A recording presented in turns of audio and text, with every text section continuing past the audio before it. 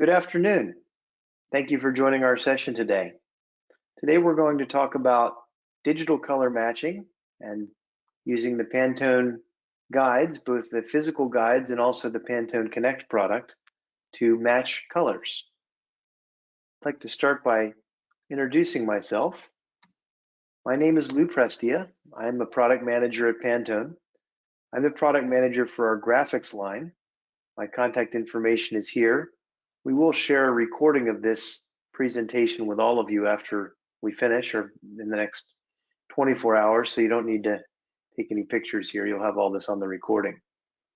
And before we get into the topic, I always like to just introduce audiences to the Pantone products, because some people hear me say I'm the graphics product manager and they say, well, Pantone's all about graphics. What is graphics? Essentially, Pantone has two businesses that you might be aware of. The first one is the Pantone color matching system, the PMS colors, which is all the physical guidebooks that we use for graphic design, for print, for industrial design. So that's the formula guide, which we're going to talk about today, and all those printed books. We also have another set of tools which you might be aware of that are used by the fashion and textile industry. We call that FHI, which stands for Fashion, Home, and Interior. So those are not my products. Certainly when we come to questions at the end today, I'm happy to answer questions about the FHI product line as well, but I'm primarily focused on PMS and on the graphics products that, of course, we use for digital and graphic design and for print. So the objectives of this afternoon's session are that we will start by understanding the advantages of the formula guide. So I'll introduce you to the formula guide, which you probably all know, but I'll try to teach you a little bit more about it. We're going to talk about how to set up your computer for optimal color matching. We're going to have to review some color management basics, so I'll talk more about this when we get there, but in order for you to understand how digital color management works, you need to understand a little bit how color management works by itself. The next thing we'll talk about is setting expectations. So people get into digital color matching, or what we call soft proofing, which means making your monitor look like the print. And sometimes they're a little bit disappointed by the results. So I want to help you to set your expectations before you maybe jump into doing this. The next thing we'll talk about is Pantone Connect. So Connect is our digital solution. I'll introduce you to that. I'll give some examples about how we can use that to capture colors. And then finally, we'll talk about our main theme about matching physical and digital colors and how that kind of works with Connect. Finally, I'm going to close with a little information about Connect and the Pantone Color Bridge Guide. So I gave a separate webinar in January that maybe some of you attended, and I wanted to just show you an update there, something that we've honestly fixed in Pantone Connect that wasn't working quite right at that time. So we'll cover that too. The other thing I'll make sure we do, although it won't be the sponsored webinar, but we can also share with you the link to that recording from January. So if you want to go back and see that webinar, you're of course welcome and encouraged to do so. So let's start by talking about the Pantone Formula Guide. Oh, I should also tell you, just from an organizational perspective, you are all muted, and you're welcome to ask questions as we go, but I'm going to gather all the questions and respond at the end. So don't be disappointed if you put in a question and I don't respond to it. I'm going to get through the session. I estimate it will take us about 40 minutes, and then we'll have some time at the end for questions and answers. So when we talk about the Pantone Formula Guide, you probably have seen one of these books before. It shows you color swatches. All these swatches in the Formula Guide are printed as spot colors. For this reason, the Formula Guide provides you the most saturated color choices. So of all the books that we offer, the Formula Guide, in terms of the graphics books, has the biggest gamut, which means it has the strongest, brightest, most saturated colors in it. And that's why it's usually the first tool of choice for designers when they want to do some creative design, or they might be working on a branding project. This is the place to start to find the best, strongest colors you can get. The colors are coded, as you probably know. They have a name on each one. So that helps us with precise color appearance communication, since if you're customer or someone you're working with in the supply chain might be located somewhere other than where you are, or maybe everyone located in their house right now, as we all are. If you both have that guide, you can just talk about the color or put the color name in the design, and then they can get out their formula guide and see the same color that you're seeing, get an idea of what the design is going to look like. You should be aware that the color appearance that you see in the formula guide may not match on the printing press unless you print with spot inks. We'll talk more about that in a minute. And the other thing I wanted to point out about formula guide before we go on is that we did add new colors in 2019. We try to give you new colors every 18 to 24 months. So we're due pretty soon to do that again. But often a question I get in these sessions is, how do I know which book I have, which version I have if I can't remember when I bought it? And so the hint I give you here is if you go on page 326, so you may not know this, another fact about the formula guide, at the back of the formula guide and all of the Pantone guides, there's an index.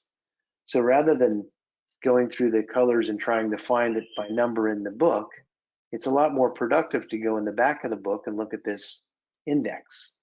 If you look at the index on page 326 of your formula guide, you should see colors starting in the 4,000 range, and the 4,000 colors are the ones that we added in 2019.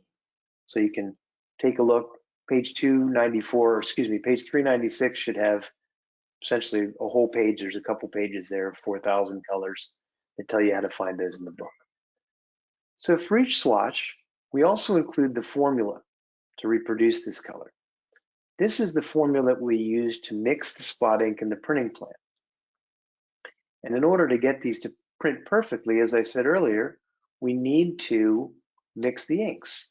So what you see in the front of your book, and some of these are spread a little bit later in the book, is you see all the base inks that we use to mix all the colors of the Pantone Formula Guide. So you see these 14 inks. There's one more, which is a trans white color that we don't print an individual swatch of, but we do show you the swatches of those base inks. The other thing is the formula guide comes in a set of books. So one book shows the coded colors, as you see on top here. The other book shows the uncoded colors. And it's the same formula. So if we look down the bottom here, these formulas, these ratios, and those are percentages of the amount of ink you're going to mix, they're the same for both books.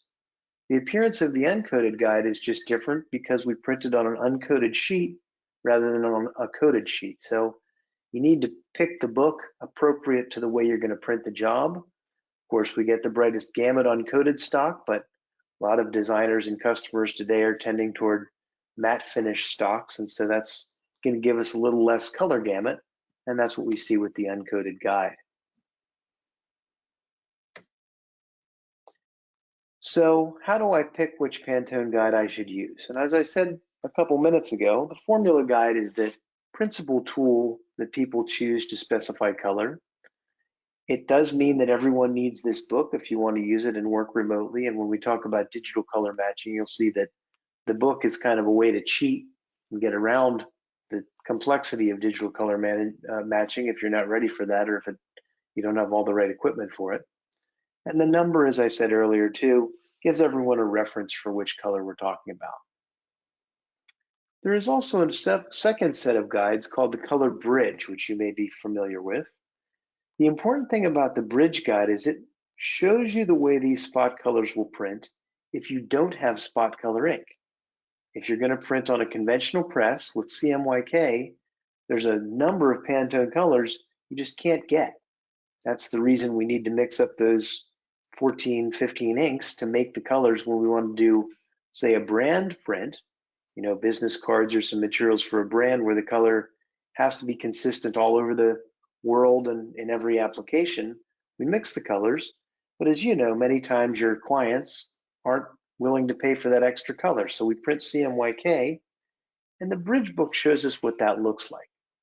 So we see on the left side the spot color, and on the right side the CMYK representation of that spot color. So for example, if you look at this second to the bottom one here, 2298, you see that we're going to get a very different, some might think a little disappointing appearance if we print in CMYK versus with the spot ink. The bridge guide basically gives you all the formula guide colors on the left. The reason that we suggest you use it just for when you want to see the difference or when you're going to go to CMYK is because if you show this to a customer or other people in the supply chain, it can be a little confusing. You tell them 2298 and they don't know whether they should look on the left or right side of the page. So the formula guide is a little bit more clear way to communicate there. And as I said already, you'll still want this so that you can see how things look in CMYK. There's one other thing I didn't point out, which is that it gives you the digital values. So when you're doing digital design, which those of you in the audience who are designers probably have been doing a lot of digital design in the last year, since many people shied away from print and went towards, the web and social media for advertising, communicating with customers. This is a fantastic tool to pick a Pantone color, maybe even a brand color that you used historically or maybe starting to use again for print work now, and find the right way to represent that in either sRGB for design and tools like Photoshop or in HTML for web applications and other online applications. For purposes of today's session, I'm going to talk about the formula guide in my example when we get there in a few minutes of digital color matching, because this is the biggest challenge. So if you do go through the steps of setting up digital color matching, you'll of course want it to work for your CMYK, which we'll talk about. But if you want to check it for spot colors, this is the ultimate test, is to see if you can get the right spot color appearance on your screen. So as we move into a discussion about digital color matching, as I told you, we're going to have to learn a little bit about color management. And I think you would all agree with me that everyone wants WYSIWYG color, which is what you see is what you get. Right? This is what we've talked about for many years. I look on the screen, it looks exactly like the design when I print it. That's the idea of digital color matching, or what we call soft proofing. And that's what we're going to talk about in the next few minutes. And as I say here, this can be achieved. You've probably seen it working in one location or another, but it's more complicated than it seems. And that's what I want to teach you about today. Before we get there, as I said a minute ago, we need a quick lesson in color management.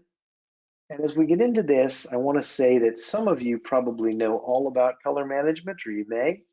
So I ask that you just give me a minute or a few minutes here that I need to make sure everybody understands this in the same way before we move forward. So I know it might be a bit of a review for a few of you, but it's super important that we talk through this so that everybody can understand the next part of the session. So the first thing to understand about color management is that color management simply is a system for mapping colors from one device to another, so they always look the same. When we map colors, we do this with ICC Profiles. I'll go back a minute here. You can see that for every device in my workflow, I need to have an ICC profile.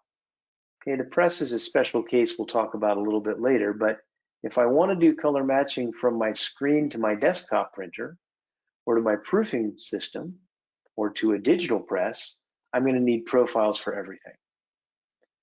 The digital profile, the ICC profile, tells me the fingerprint of a device. It tells me the color space of that device. It actually tells me the gamut of that device. So if I have a profile for your printer or your monitor or various other things, I can actually look inside the profile. Because it has entries in the profile that tell me what the colors look like on that device, I can take those appearance values out of the profile, they're called LAV values, and I can diagram them or make a three-dimensional plot of them, and it visually shows me the color gamut of that device. So it's a very useful way to kind of set your expectation. One great example is if you look at the gamut of a monitor with a display profile, and compare that to a common output space, like for instance, the PSO coded, the FOGRA 51 output space, you're going to see there's a big difference there. A lot of colors you can represent on your screen you just can't get on that CMYK press printing to that FOGRA reference. So the ICC profile is what we call a lookup table. It tells me the relationship between color values in a certain device, and I'm just starting with RGB sort of in Photoshop here, if you can imagine that, and what those same values are in LAB. What does that mean? It means that for every RGB color I can have on the display or in my design file, each one has a different appearance. And the ICC profile does that mapping. It tells the color management system what the appearance of that color is so that we can map it onto other devices and make it match on other devices. So in this example, I'm showing you that we always need two profiles. Most cases, there's a special case we'll come to in a minute. I need an input profile to convert the colors from my application, basically my design file, into LAB so I know what the colors are supposed to look like.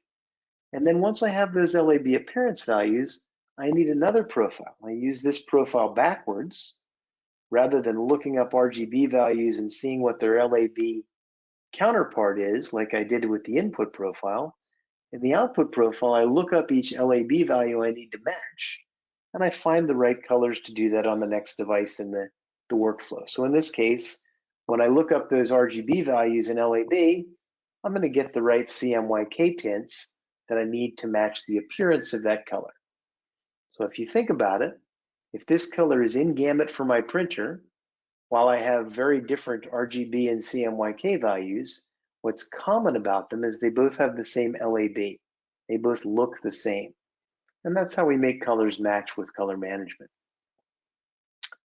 When I do digital color matching, or when I want to do soft proofing and match colors on screen, the same principle applies. So I need an input profile. In my application, I'm going to use the ICC profile to convert that to LAB. Now there's a side question here I want to talk about for a minute. What color space is this going to be? What profile is this going to be? Well, I'm showing you a Photoshop example. If you're familiar with the color settings in Photoshop, the color settings you pick in your color settings dialog define the working spaces in Photoshop. So if I'm working in CMYK, you might want to check this when you get back to your workstation, perhaps tomorrow, chances are you're set up using a standard CMYK profile, which might be SWAP, which is a US profile for printing on web presses from a long time ago. Or maybe you're set up with a newer profile like the Grackle profile, which we use as our reference at Pantone, or like one of the Fogra profiles, which are more typically used for printing in Europe. But whatever it is, that reference space, that working space, is really a profile that tells me the relationship between, in this example, these CMYK tint values and the LAB space, okay? I'm showing you an example today from the US. Sorry, I didn't update this for the UK audience. CRPC6 is the Grackle space, which, as I said, we use as our reference for converting CMYK values at Pantone. The next thing we need is a second profile. I told you we always need two profiles, one to get into LAB appearance space and one to look up the appearance values on the next device. In this case, to look up the right appearance on your device, I need a display profile. Now I can find the right RGB colors to show you on the display. And if we've set this up right, which we'll talk more about in a few minutes, it will match. Another example is if I have a formula guide color. So remember I said this is the biggest challenge because this guide has the very big gamut. In fact, you need a sophisticated monitor to do soft proofing, which we'll talk a little bit more about in a minute. Pantone colors already have an LAB value. We can look that up in a Photoshop swatch library, or we can pull the swatch out of Connect, which I'm going to show you a little bit later in today's presentation. But the definition, if you make a spot color in Illustrator, or you pull it in from Connect, onto your swatches palette, and you double click on that color, you'll see that that color doesn't show any CMYK values, any RGB values, it shows LAB. all it needs to know is an appearance value to do the color management process. So that means if I have one of these colors, like this example 4010C has these LAB values, and I'm not going to get any deeper into how LAB works, except to say that if you're interested, you might want to watch the recording we'll share from the January webinar where I talk about this in a little more detail.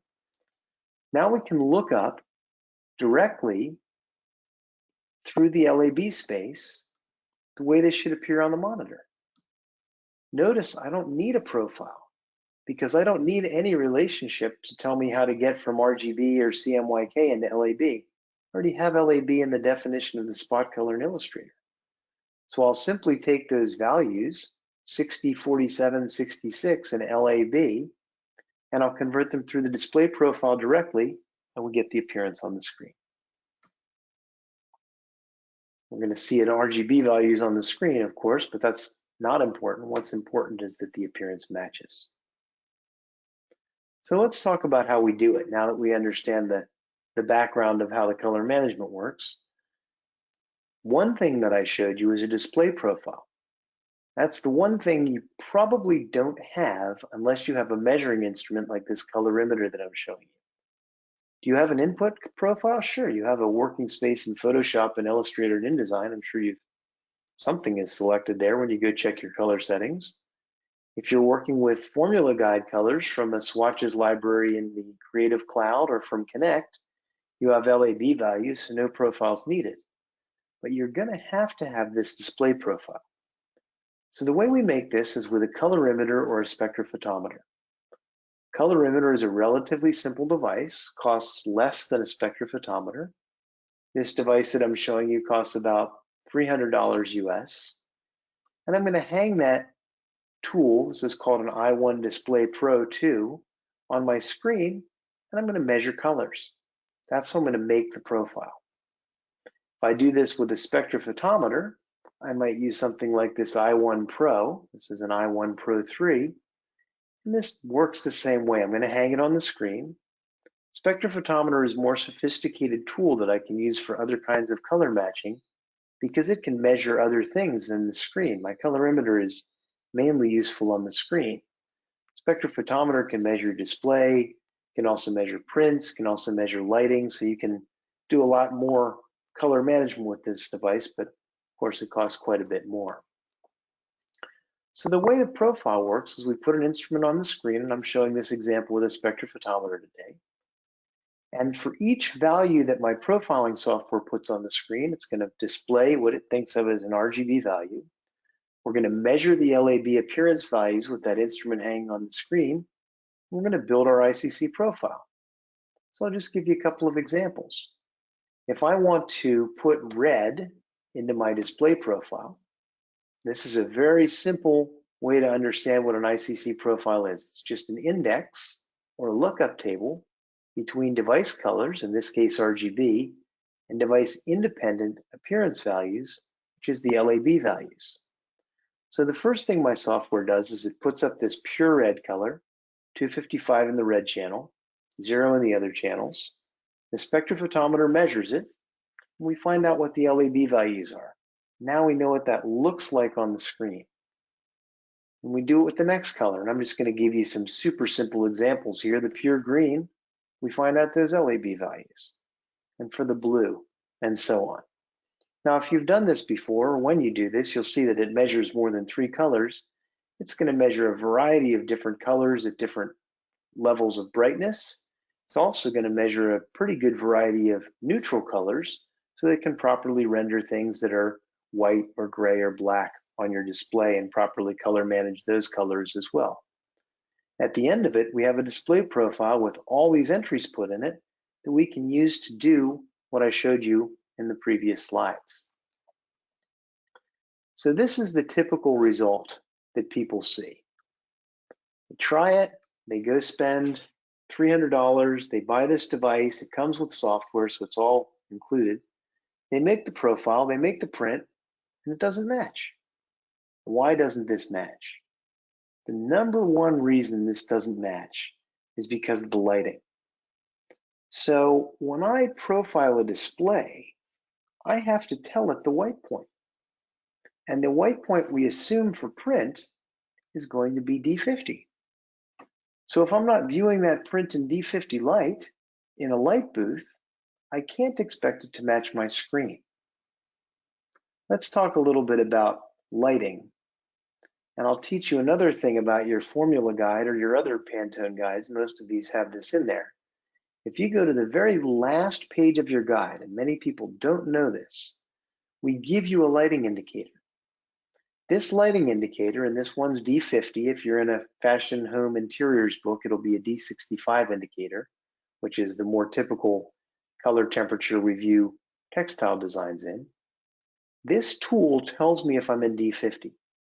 So if I put that to, typically when you go look at this, if you have your book right now or when you get back to work tomorrow, you'll see that if you're not in D50 light, it looks like this. It looks like two different colors. When I put this in a D50 light booth, they blend together. I see just one color like this. So this is a quick way to check if you're in D50. Now this isn't a super scientific test. It doesn't tell you the quality of the D50 lighting, and if you take this out in the sunshine, which is D50 at certain times of the day anyway, you'll probably see a pretty good match here. But it does tell me if my light booth, which we really need to do digital color matching, is working correctly. So this is how the whole piece, the pieces are put together. When I calibrate and profile the display, besides measuring those colors, which I showed you, which everybody sees and understands, there's a piece that goes in at the very beginning. The software says, well, what white point do you want? And you say, well, I'm a graphic artist. I want D50. That's the standard for color matching worldwide, internationally. So when they make the profile in that software, they make the white of your monitor match D50, which incidentally is pretty warm.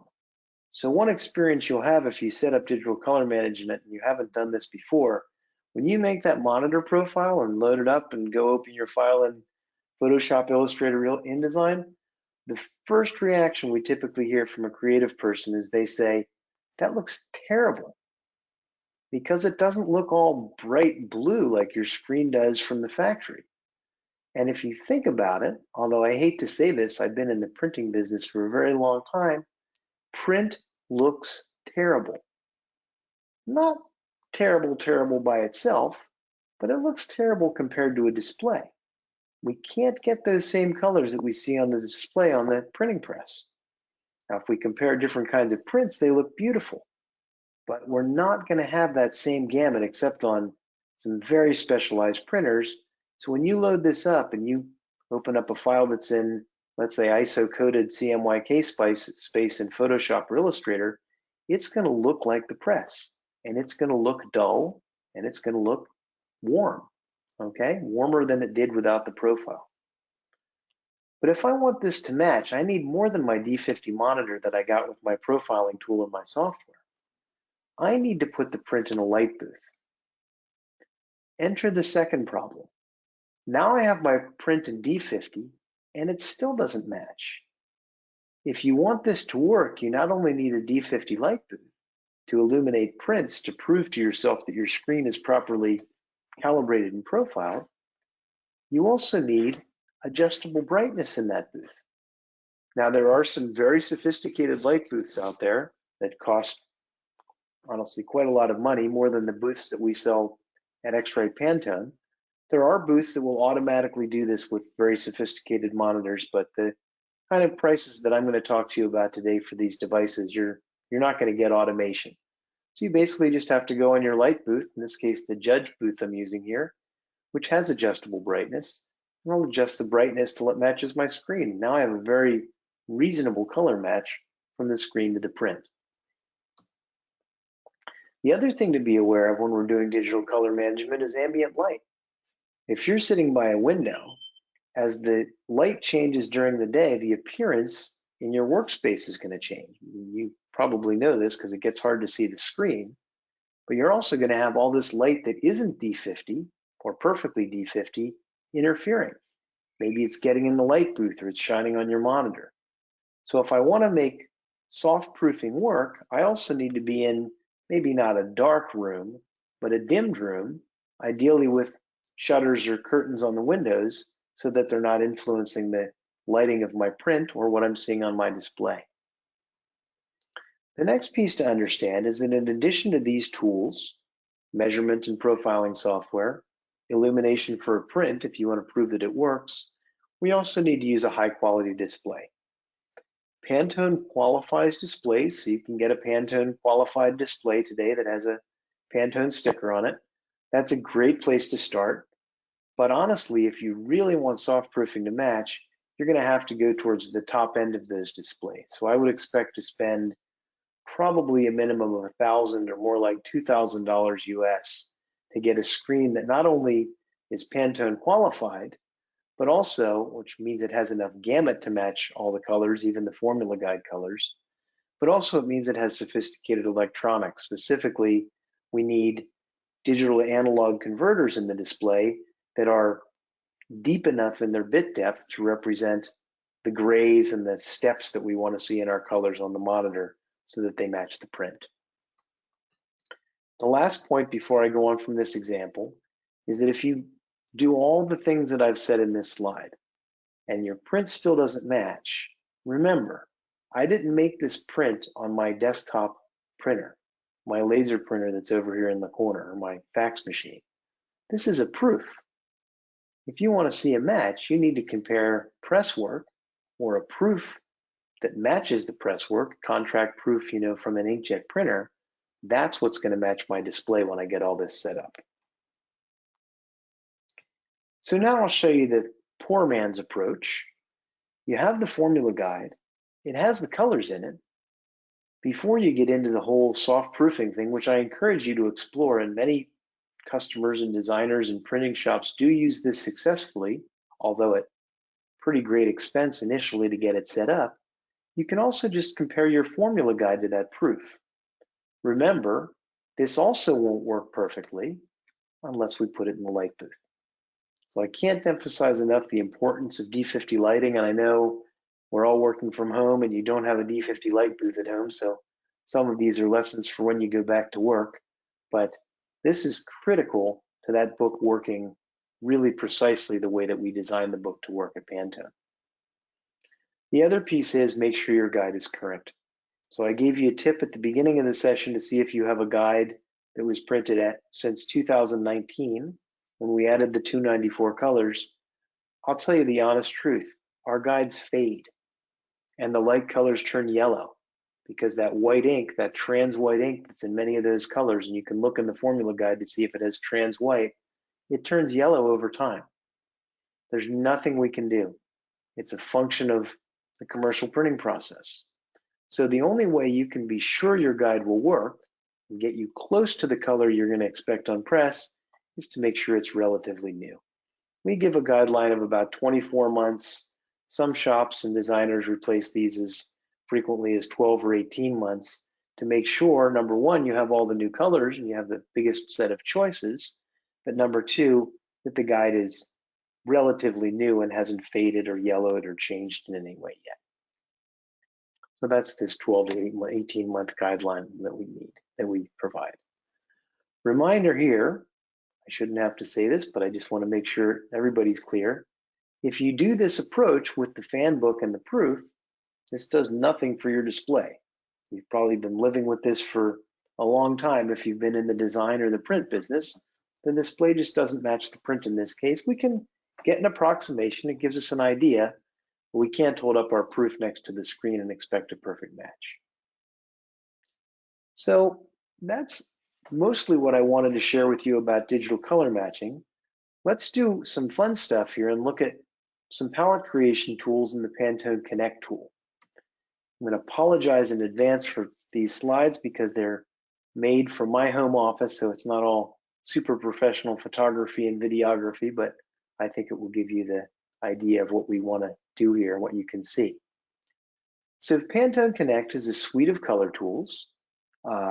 It has a web component, which we'll look at. It also has a mobile component, and it also has Creative Cloud extension so that you can use it in InDesign and Photoshop and Illustrator. So the first thing is the web portal gives us a variety of tools for working with spot colors, and I'll demonstrate some of these in a few minutes. The next thing is the extension, makes the Connect tools show up in the Adobe Creative Cloud, which we'll take a little look at. And as I said, we're going to close by a quick look at using the bridge guide in Illustrator, so you'll see that there. And then finally, there's this mobile app, which I want to show to you today and do a few demonstrations with. This slide's a bit misleading. This is not included with Pantone Connect. This is a separate piece we need to get. It costs about $15 US, and you can get it very easily from Lumesca. This tool lets me do color matching of real-world objects to Pantone colors. I'm going to show you how that works. And then the last thing that we get is we get the ability to not only create a palette, which I'm going to show you how I create a palette today, but to manage my palettes and to share them with other people in the supply chain and maybe my colleagues in the design workflow or my art director or my customer. The best part is the last one on this slide. Pantone Connect is currently free. I want to set your expectation. This is a commercial product that, with the onset of COVID roughly a year ago, we chose to make free, just to give people more tools to do creative exploration with in the last year. We definitely will monetize this again later this year and start to charge for it. The cost before wasn't very high. I think it was roughly $4 or $5 US per month. So it's not a huge cost, but I encourage you, and I hope you're going to be excited when I show you this in a few minutes, download all these pieces and try it. But just be aware that sometime later this year, you're going to get a message that says, you need to subscribe if this is giving you enough value. And we certainly think it will. So to get started, we create an account. Again, you'll get a recording, so you don't need to write all this stuff down, or you can Google it. Go to the extension exchange within your Creative Cloud, which you can get to from that menu at the upper right corner of your screen or also in the web browser, and get the Connect extension so that you'll find it in your Adobe Creative Cloud under the window menu under extensions. And then finally, you download the app for your phone. Again, this is in the Android store and the Apple store for you to get. The first thing we're going to look at in Connect is the extract function. This lets me extract colors from an image, okay? So I'm going to actually take a photo to show this to you.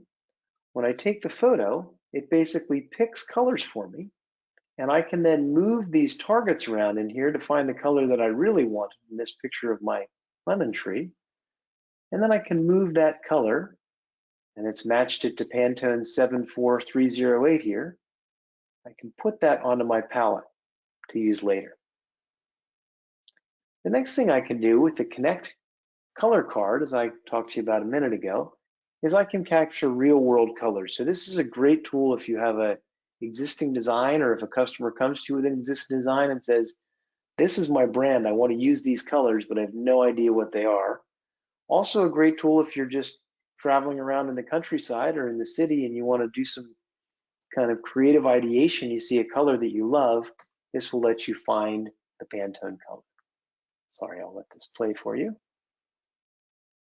So I'm going to use the Connect application on my phone. I'm going to go to measure, put the card on the color that I want to measure, and then it's going to pick it up for me.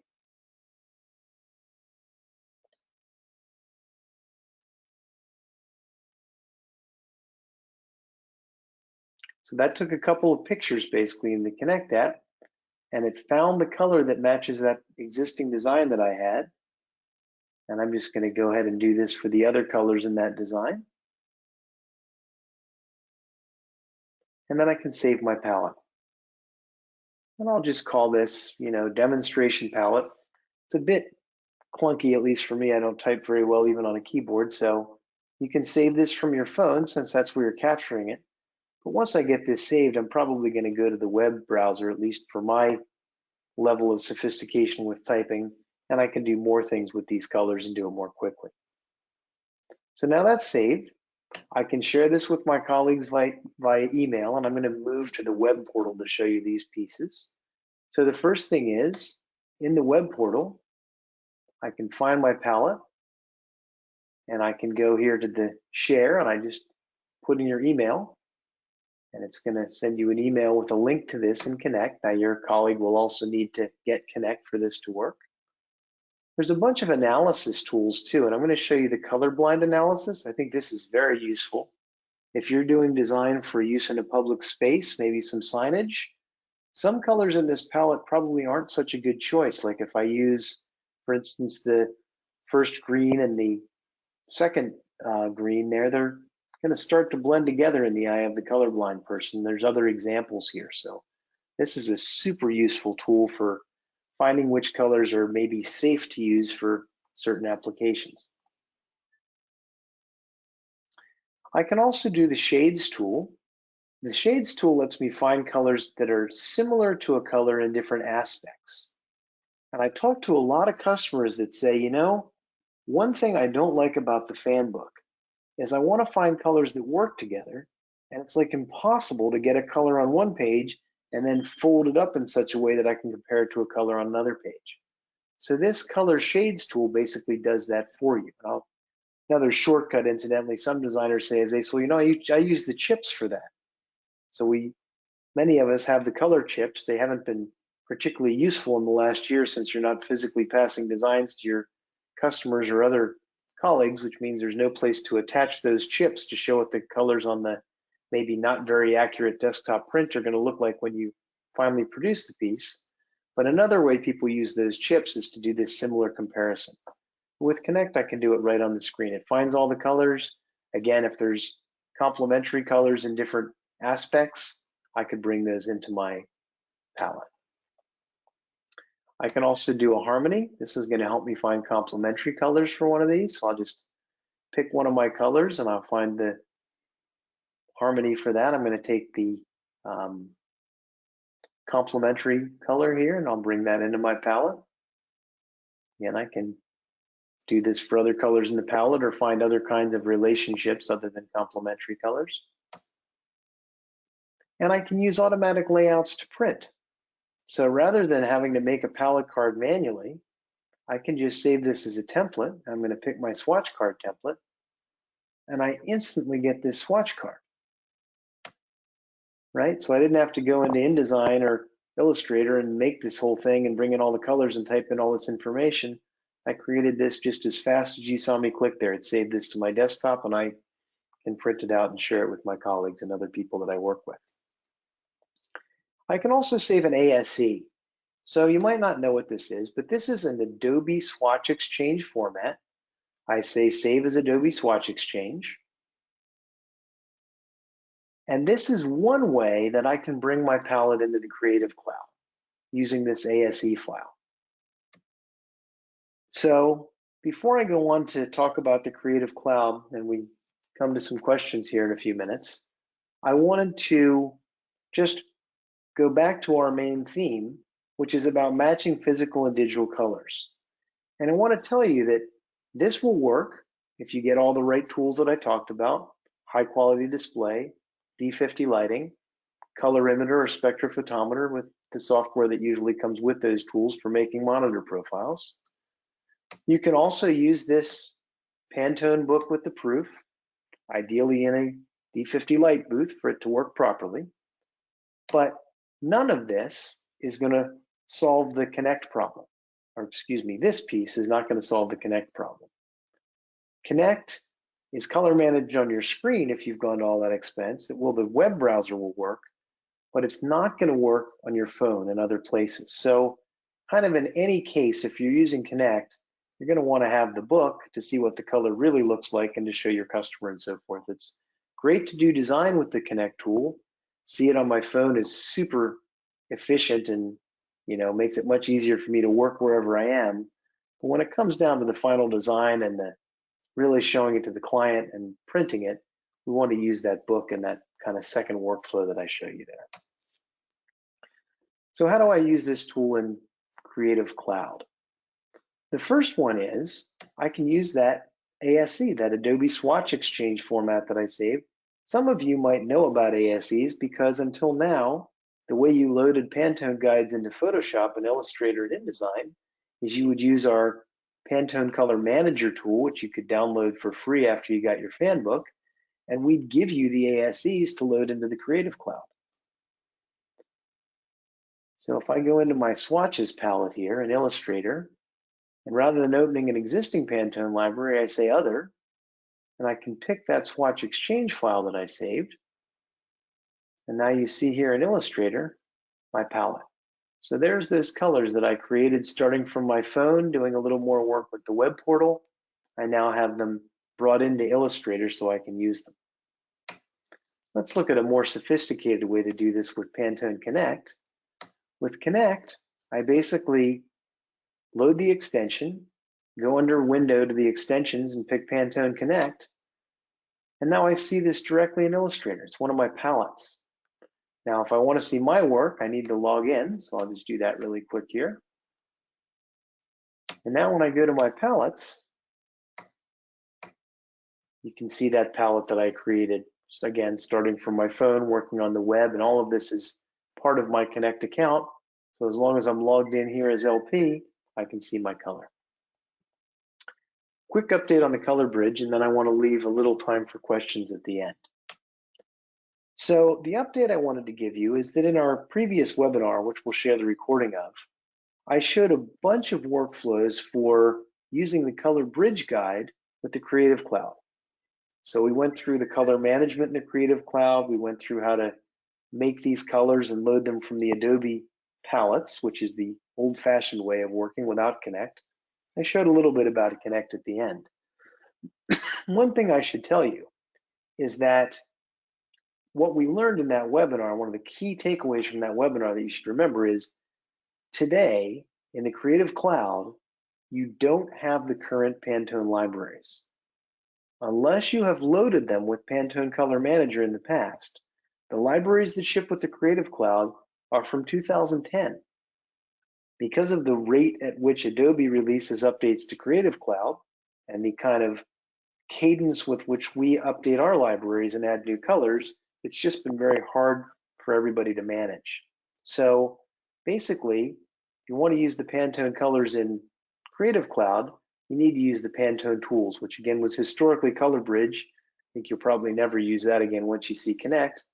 Today we do it with Connect. In the last webinar, some attendees asked me, why did you show me how to create these colors by hand, how to look up the CMYK values in the bridge guide and make colors where I had to type them in? Well, the answer came back that it didn't always work before. So I wanted to show you that this now works with Connect, and to be very candid with you, we found in January when I was making the webinar, this wasn't working correctly, so it's something that got fixed in an update very quickly, probably a week or two after that webinar. So I'm going to bring in a color two ways. First, I'm going to use the old-fashioned way. I'm going to load it from Adobe palette. Remember, there's a bunch of colors you can't even find in here that have come since 2010. If you have the default Adobe Creative Cloud libraries, there'll be missing colors you can't find, but this one exists. And I look it up and I find the CMYK values from the Swatch Exchange library, the ASE file. And if you look at the screen and at the upper right in my bridge book, the values are wrong. We reprinted the bridge book starting in 2019 to an international standard. So it used to be very honest with you, even today in your CMYK guide, if you use that tool, you can type in those colors. You or your print partner is going to have to make adjustments to get the color you expected, the way it looks in the bridge book or in the CMYK book. Now we print to this CRPC reference, this G7 reference, which is a very popular reference in the US and has some uptake in Europe as well. And that gives us the exact right value. So if you type those values in that you see in my bridge book in the upper right corner, make a color with a swatch with those tint values and get a CRPC 6 proof or even a FOGRA 51 proof, PSO coded is very close to the same, you'll get the appearance you expect rather than having to fool around with a bunch of color corrections. So now we'll try this with Connect. I'm just going to do the same example. I'm going to bring in a new color to use in this design. I'm going to look up the same color. I'm going to add it to my swatches in Illustrator. And now let's look at those values. This is a CMYK value, So this is the piece that we fixed in Connect. It brings it in as a CMYK spot color, not LAB, because you're in the bridge guide. And now what we see is that the values in the Creative Cloud are exactly the same values that are in the bridge book. So this was let's say a big step forward. It was a quick change on our side to have the developer fix something and make a new release right after that webinar, but that's working now. We'll do a quick review and takeaways, and we'll have a few minutes left for questions. So today we learned the advantages of the formula guide. We talked about setting up the computer for digital color matching and optimal color matching to really make it work. Set your expectations that this may not work as well as you expect without getting all the pieces that we talked about that you need to put together that workflow. We then talked about Connect and how we can match physical and digital with Connect, which is using the fan book to set our expectations, or potentially making proofs or prints and having the whole color managed soft proofing workflow set up. And then finally, we did a quick check-in on the bridge guide and using Connect to bring in the bridge guide colors. The key things I want you to remember is that the formula guide we think is the best tool to start with because it gives you the biggest range of colors, the brightest colors. You need to have a current guide, so you can check if you have the 294 new colors by looking in the index. The 4000 series colors should be in there, meaning you're current. You probably have a book that hasn't faded or been damaged too much in any way yet. Second one is that if you want soft proofing to work, you need a complete set of tools. It's not as easy as just buying a colorimeter. Alternative is to use the Pantone guides to match physical and digital color, but again, ideally doing this in a D50 light booth when possible. And then the last piece is that Connect is not only a great creative tool, and I hope you got excited about some of the things I showed you, but it's basically essential to using the Pantone colors correctly in the Creative Cloud. You could go back to Color Manager and load the libraries you're entitled to from your swatch books, but it's, for those of you that have done it, it's a pretty painful workflow. There's no way, for instance, in the swatch exchange files, once you load one, there's no way to unload it. So you wind up with wondering if you loaded the most recent book and so forth. Here's some resources. You can steal these out of the recording when we send it if you don't want to take a picture right now, but that's the recording that I promised in the January webinar. Also, I did a FAQ of all the audience questions after that webinar, and you can find it here. And then some information about Connect. Last but not least, before I take your questions, and in case anybody has to drop off, we do have a special offer for you today, which is for all the attendees, you have this discount of 20% off for the products listed below for these dates. And you can look at this up at colorconfidence.com. And that includes basically all the formula guide, the guide set, and the color bridge, and also the coded combo. So we're going to open it up to some questions here. Imagine you've all been typing questions in as we went here. Let me just see what we have. So the first question is a question from Julia. Julia asks, what color temperature do you recommend for photography and designing photo books? Definitely D50. I didn't say this, but D50 is not only the standard for the graphic arts industry and for printing, it's been the standard for photography for like 100 years or something. So if you've ever been into you probably have, into a pro photo studio, or back when we used to get film developed, into a good quality lab where they processed your transparency film or your prints, they typically would have a light booth or a backlit light on the counter for you to look at your transparencies. That was the D50 light booth. So that's definitely the right one to use. Another question from Mike. Clarify again when I would use the PMS color versus a Pantone FHI color. Well, you can use either one, but the appearance that you see in print is basically going to be when you want to use a PMS color. There is a paper FHI tool, and you could use that. It actually gives you more choices in the FHI. There's more colors, because when we dye things, we can get them a lot more precise than when we print them on a commercial printing press. But for the rest of the fashion home interior libraries, these are on polyester and on cotton, which are super useful if you're designing for those fabrics because you can see it on the real substrate you're going to print on or you're going to produce the piece on. But if you use one of those colors and you go to use it in print, you're probably not going to get what you expect, again, because you're printing on a commercial press. If it's a PMS color or Pantone Formula Guide color, it might not exactly match the FHI color. And certainly if you go to convert it to CMYK, it's going to be, I'll just say your mileage may vary about how well that might match.